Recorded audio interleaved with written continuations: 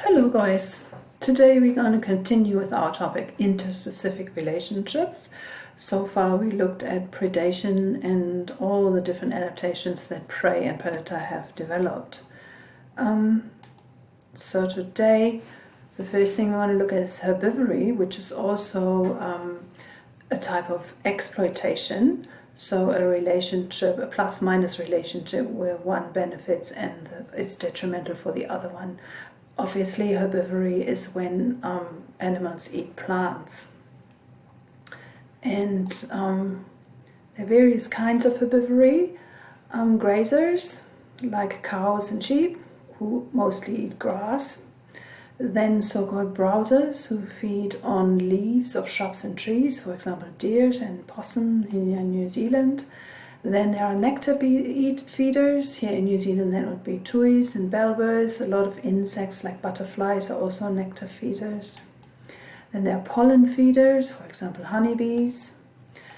So-called sapsuckers like aphids. Here is an example of an aphid. They are tiny animals, just a few millimeters, and they have like a little proboscis or like a minuscule trunk here that they can insert into the plant, and they insert it into the phloem and then suck out the sugary sap.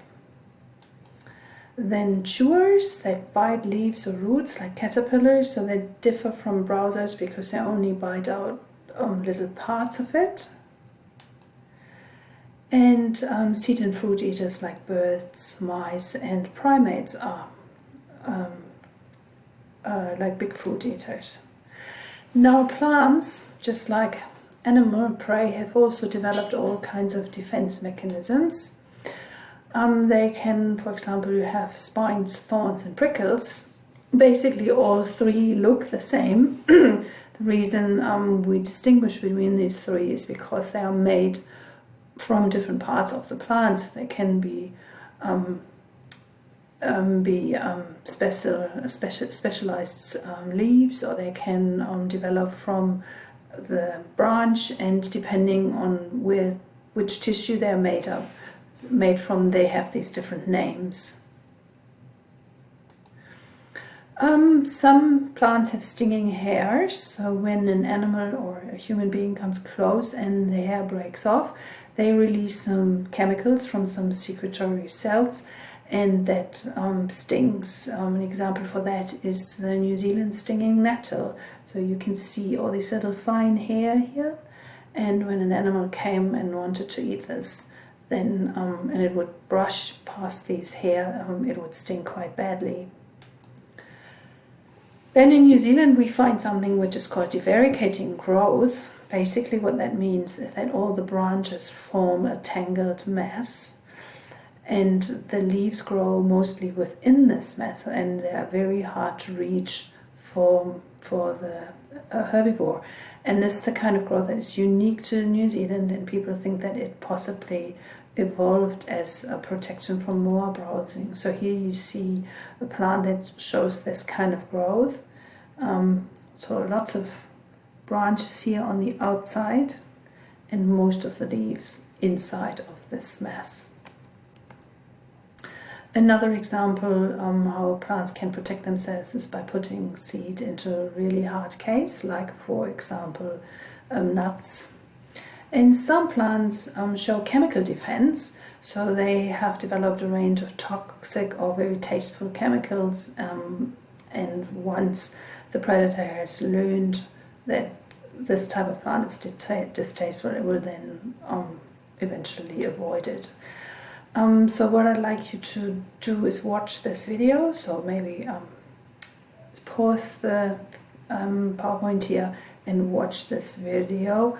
Don't worry, you don't need to know all the different chemicals that are mentioned in this video, but I thought that might be quite interesting. And here are the readings and the workbook pages that deal with herbivory. And the last type of exploitation is parasitism. Parasites are animals that exploit another plant. Well, actually not just animals, it can be plants or animals that exploit another plant and animals, and they feed on living tissue. That's a really important thing to remember. So that's the definition. They feed on living tissue. And the host is harmed, but usually not killed, because it wouldn't be smart for a parasite to kill its host, because then it would die as well. Example for parasites are hookworms. They live inside of their host, and therefore they're called endoparasites. They live in guts of hosts. Then there might be ectoparasites, like fleas, for example. So fleas bite and live from living tissues of humans.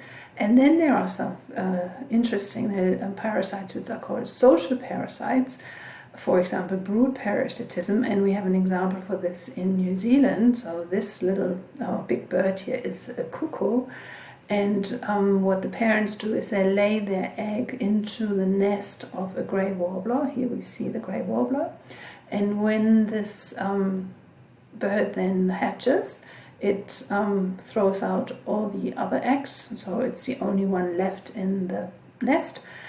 And for some reason, the parent birds never notice what's going on, and they work really hard to feed this big bird. Parasitism in plants occurs as well. This is when parasitic plants connect with the vascular tissue, so they grow into another plant and into the phloem and xylem tubes, and take nutrients, water and minerals from their host plants.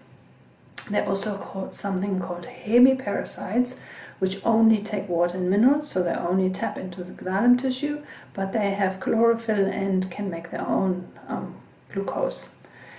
Now, a common mistake here is that people think that epiphytes are parasites, but they are actually not. They live on top of another plant, so they use another plant for support, but they don't tap into the xylem or the phloem of the plant they're sitting on. So here is an example of a parasitic plant, and you can see how it taps into the host of its parent plant. And here is a picture of this plant. It looks actually pretty nice. And here are a few videos again. Some of them are really interesting. So this is another opportunity to pause this PowerPoint and watch the videos instead. And here is reading and workbook pages again. Another really common and important relationship or interaction between species is mutualism, and that often comes up in exams, and that is where both species benefit from the relationship. So in other words, they both gain greater reproductive fitness. A very common example is pollination, where the plants provide food, so they have to invest energy to make nectar, and the animals come and feed from the nectar, but then they have to do all this flying around and deliver the pollen.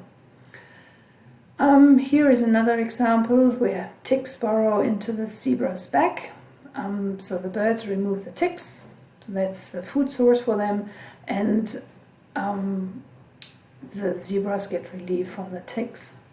That's also mutualism. And here is another very common example. That's a sea anemone. It's an animal actually, sedentary animal, and that's a clownfish. The clownfish lives in the sea anemone. Normally sea anemone, if something swims into a sea anemone, they catch it and digest it.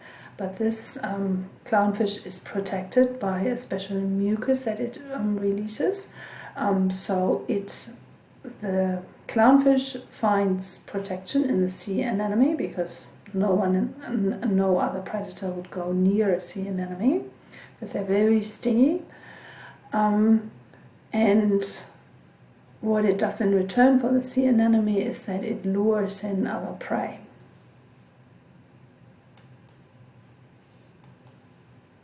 And here are the pages in the ESA guide and the workbook pages again.